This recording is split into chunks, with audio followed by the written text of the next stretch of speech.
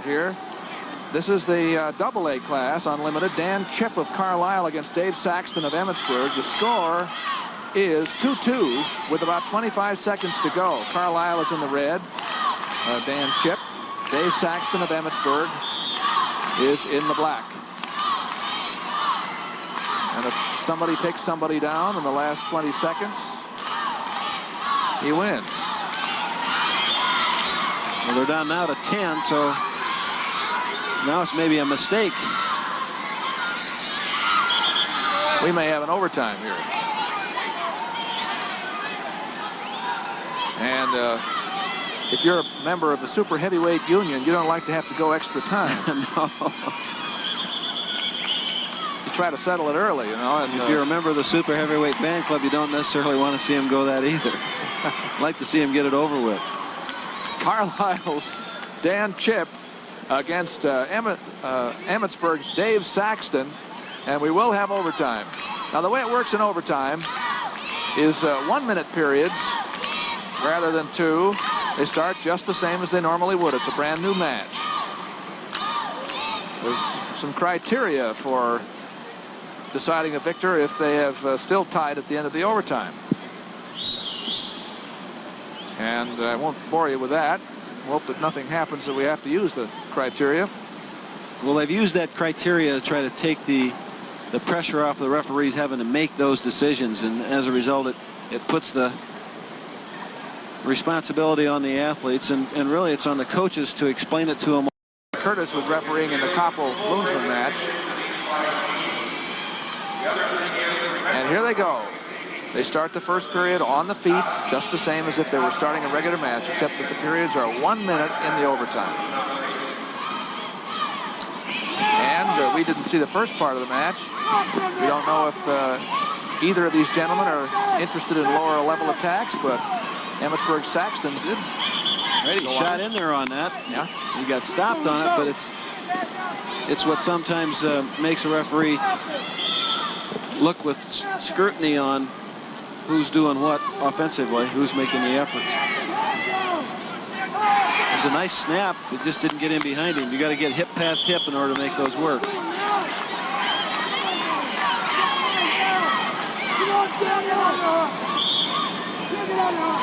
Dave Saxton. Dan Chipp in the red from Carlisle. Well, he's in that underhook. That kind of all by itself for a heavyweight keeps a man off you. You can get in the underarm position. And of course, Dave Saxton from Emmitsburg is quite a bit shorter than Dan Chipp from Carlisle. So he gets in an underhook position. It keeps the opponent from being able to come in underneath it. Now here he's got to pull him down and in to get him off balance. He's got to take him away from his base.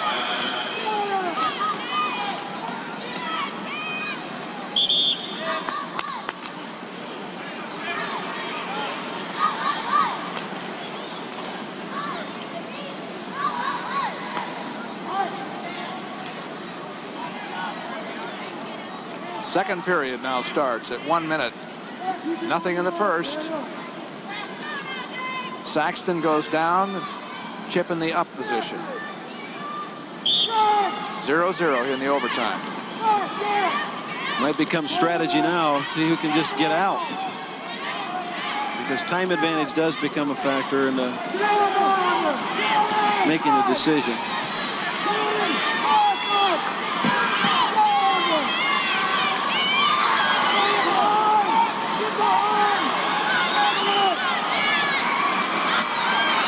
It's 1-0.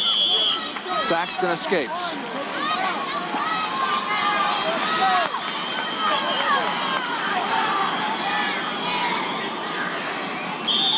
This is the point in the match when the referee runs out to the middle and says, hurry, hurry, hurry, get out here. It's amazing what the response can be. Yes, and that fatigue is in there. I see that. The opportunity here for a takedown probably lies in snapping a man down instead of trying to get under him. The position both athletes are in, it's more instead of trying to pick him up and get under him, it's more because of his body lean to try to bring him down instead of trying to get under, snap, get him out of position, make him making a step. an adjustment. The man in the dark, Saxton of Emmitsburg, had the escape. Now we go the other way around, and Chipp goes down. So what happens here? Now let's suppose that Chipp escapes.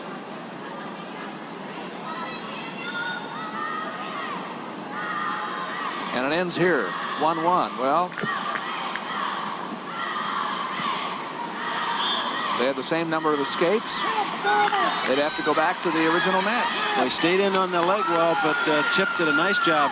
And we are 1-1. Oh, here, Chipp had at least a half a shot at a leg, but the underarm, the underhook by Saxton blocked the shorter man off it. 43 seconds to go. Third period of the overtime. We're 1-1 in the unlimited division.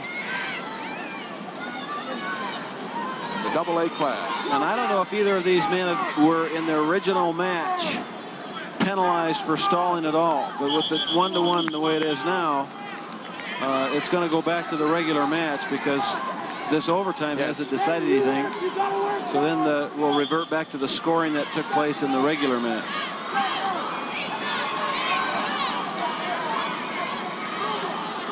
And the way the coach from Carlisle is yelling at his athlete, and the motion that the Carlisle athlete has given us would indicate that may go down to the first takedown. Yes, may go back to the regular match. Yes, and somebody that got penalized or somebody that got a takedown. I don't know how that will go. It's 10 seconds to go.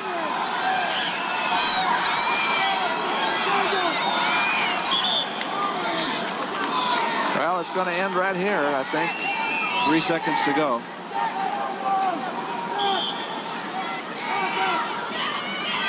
The coaches are running through their criteria in their mind, I'm sure, trying to figure out who wins here. Well, we have it in front of us. I don't think either man was penalized in the overtime. They have to go back to the original match. So then you start at the top. Neither man had more near falls than the other. And I don't think they were penalized for unsportsmanlike conduct, because that 2-2 score would indicate that none of that could have been greater number of takedowns. One man might have had a takedown and the other not. Or a reversal, although they were on their feet, so I doubt that. And you could get all the way down to the first takedown. Let's hear what they're talking about at the bench. Greater number of points for near falls. No near falls.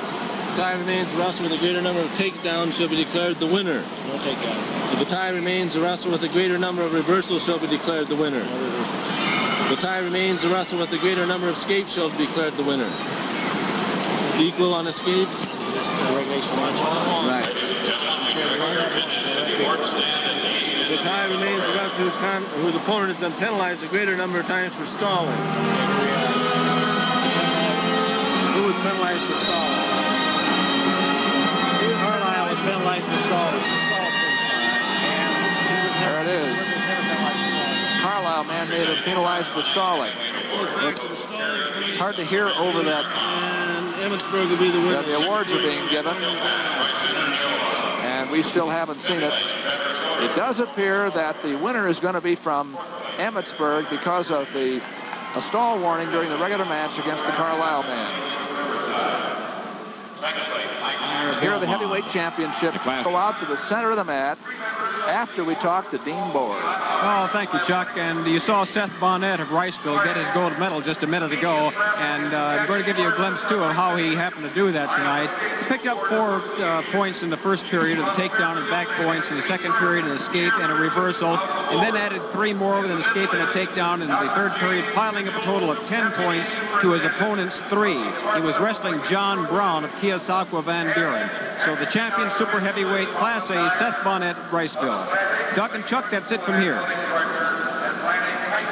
Thank you, Dean Board.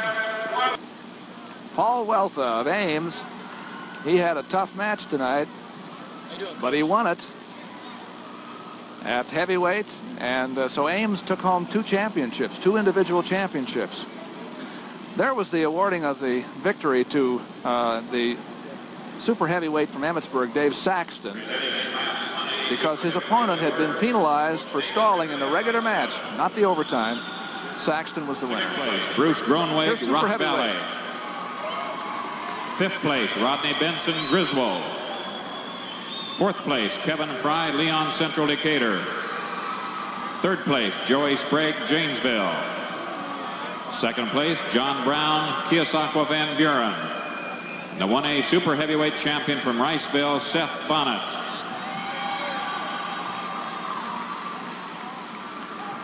Seth Bonnette's the winner at super heavyweight over John Brown in the championship match. Riceville takes home a winner. And we're now coming up on Double A. We'll give you the team champions down through the first 3 places here as soon as we have them for you. And the awarding of the trophies will take place out in the center of the mat in these, the 1986 State Wrestling Championships from Des Moines live. Some of the super heavyweights are probably are trying to round them up now. And when you run into one of those overtimes, you kind of get out of order. You know, it's hard to get everybody back where they belong and in place. And you look at the size of these young men. Are you going to go up and tell them to move? They move when they're ready. 6th place, Larry Hageman, Hudson. 5th place, Dennis Johnston, Nashua. 4th place, Corey Carpenter, Dallas Center, Grimes. 3rd place, Todd Wright, Osceola Clark. 2nd place, Dan Chipp, Carlisle. And the 2A super heavyweight champion from Emmitsburg, Dave Saxton. So Emmitsburg, which was not able to win a team championship, did get a title holder here. Dave Saxton, the winner at super heavyweight. And he just finished. He had to run from one end of the building to the other. Well, they had kind of a long year, Doug, really. They did not have a great dual meet team, but came back at some real outstanding individuals.